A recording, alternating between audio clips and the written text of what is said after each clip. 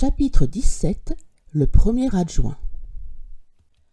Un soir, au coucher du soleil, assis auprès de son ami, au fond du verger, loin des importuns, il rêvait profondément. Des moments si doux, pensait-il, dureront-ils toujours? Son âme était tout occupée de la difficulté de prendre un état. Il déplorait ce grand accès de malheur qui termine l'enfance et gâte les premières années de la jeunesse peu riche. Ah, s'écria-t-il, que Napoléon était bien l'homme envoyé de Dieu pour les jeunes Français, qui le remplacera. Que feront sans lui les malheureux, même plus riches que moi, qui ont juste les quelques écus qu'il faut pour se procurer une bonne éducation, et pas assez d'argent pour acheter un homme à 20 ans et se pousser dans une carrière. Quoi qu'on fasse, ajouta-t-il avec un profond soupir, ce souvenir fatal nous empêchera à jamais d'être heureux. Il vit tout à coup madame de Rênal froncer le sourcil. Elle prit un air froid et dédaigneux.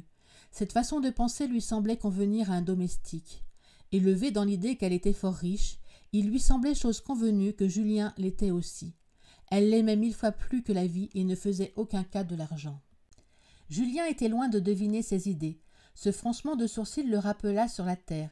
Il eut assez de présence d'esprit pour arranger sa phrase et faire entendre à la noble dame assise si près de lui sur le banc de verdure que les mots qu'il venait de répéter, il les avait entendus pendant son voyage chez son ami le marchand de bois.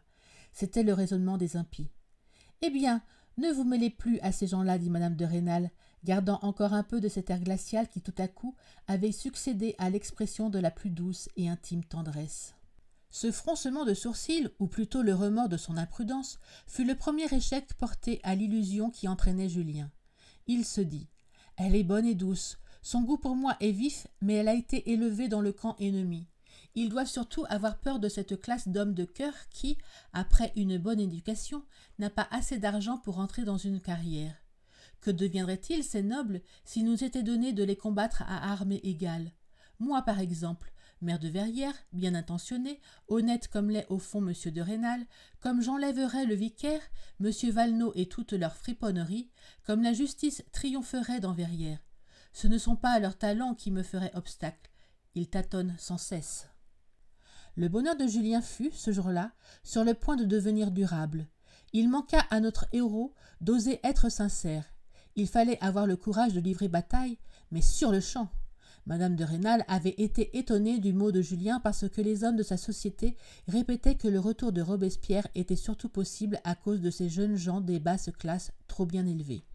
L'air froid de madame de Rênal dura assez longtemps et sembla marqué à Julien. C'est que la crainte de lui avoir dit indirectement une chose désagréable succéda à sa répugnance pour le mauvais propos. Ce malheur se réfléchit vivement dans ses traits si purs et si naïfs, quand elle était heureuse et loin des ennuyeux. Julien n'osa plus rêver avec abandon.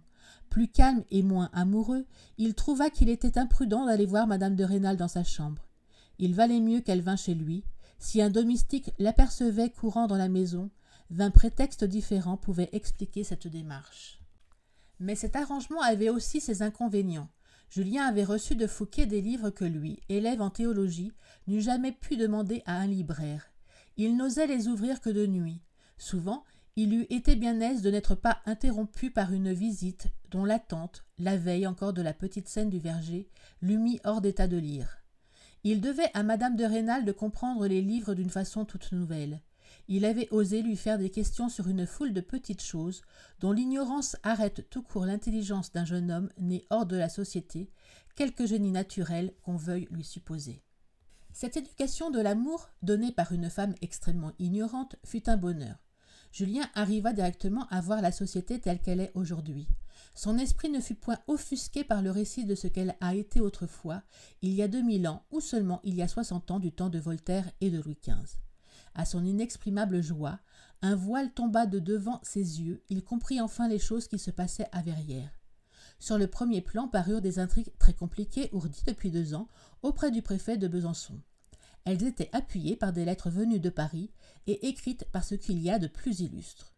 Il s'agissait de faire de M. de Moirod, c'était l'homme le plus dévot du pays, le premier et non pas le second adjoint du maire de Verrières. Il avait pour concurrent un fabricant fort riche qu'il fallait absolument refouler à la place de second adjoint.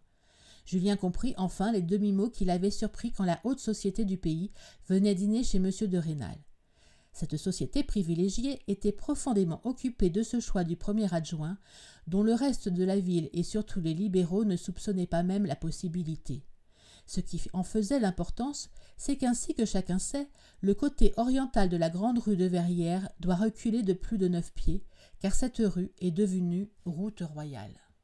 Or, si M. de Moirod, qui avait 3 maisons dans le cas de reculer, parvenait à être premier adjoint, et par la suite maire dans le cas où M. de Rênal serait nommé député, il fermerait les yeux et l'on pourrait faire aux maisons qui avancent sur la voie publique de petites réparations imperceptibles au moyen desquelles elles dureraient 100 ans.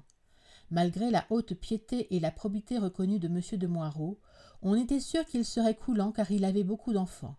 Parmi les maisons qui devaient reculer, 9 appartenaient à tout ce qu'il y a de mieux dans Verrières. Aux yeux de Julien, cette intrigue était bien plus importante que l'histoire de la bataille de Fontenoy, dont il voyait le nom pour la première fois dans un des livres que Fouqué lui avait envoyés. Il y avait des choses qui étonnaient Julien depuis 5 ans qu'il avait commencé à aller les soirs chez le curé. Mais la discrétion et l'humilité d'esprit étant les premières qualités d'un élève en théologie, il lui avait toujours été impossible de faire des questions. Un jour, Madame de Rênal donnait un ordre au valet de chambre de son mari, l'ennemi de Julien. « Mais madame, c'est aujourd'hui le dernier vendredi du mois, répondit cet homme d'un air singulier. « Allez, dit Madame de Rênal. »« Eh bien, dit Julien, il va se rendre dans ce magasin à foin, église autrefois, et récemment rendu au culte. Mais pourquoi faire ? Voilà un de ces mystères que je n'ai jamais pu pénétrer. »« C'est une institution fort salutaire, mais bien singulière, répondit Madame de Rênal. Les femmes n'y sont point admises. Tout ce que j'en sais, c'est que tout le monde s'y tutoie. Par exemple, ce domestique va y trouver M. Valenod, et cet homme si fier et si sot ne sera point fâché de s'entendre tutoyer par Saint-Jean, et lui répondra sur le même ton. Si vous tenez à savoir ce qu'on y fait, je demanderai des détails à M. de Maugiron et à M. Valenod. Nous payons 20 francs par domestique, afin qu'un jour il ne nous égorge pas. Le temps volait. Le souvenir des charmes de sa maîtresse distrayait Julien de sa noire ambition. La nécessité de ne pas lui parler de choses tristes et raisonnables, puisqu'ils étaient de partis contraires, ajoutait, sans qu'il s'en doutât, au bonheur qu'il lui devait et à l'empire qu'elle acquérait sur lui. Dans les moments où la présence d'enfants trop intelligents les réduisait à ne parler que le langage de la froide raison, c'était avec une docilité parfaite que Julien, la regardant avec des yeux étincelants d'amour, écoutait ses explications du monde comme il va. Souvent, au milieu du récit de quelque friponnerie savante, à l'occasion d'un chemin ou d'une fourniture, l'esprit de Madame de Rênal s'égarait tout à coup jusqu'au délire. Julien avait besoin de la gronder, elle se permettait avec lui les mêmes gestes intimes qu'avec ses enfants. C'est qu'il y avait des jours où elle avait l'illusion de l'aimer comme son enfant. Sans cesse, n'avait-elle pas à répondre à ces questions naïves sur 1000 choses simples qu'un enfant bien né n'ignore pas à 15 ans ? Un instant après, elle l'admirait comme son maître. Son génie allait jusqu'à l'effrayer. Elle croyait apercevoir plus nettement chaque jour le grand homme futur dans ce jeune abbé. Elle le voyait pape, elle le voyait Premier ministre comme Richelieu. « Vivrai-je assez pour te voir dans ta gloire ?» disait-elle à Julien. « La place est faite pour un grand homme. La monarchie, la religion en ont besoin. »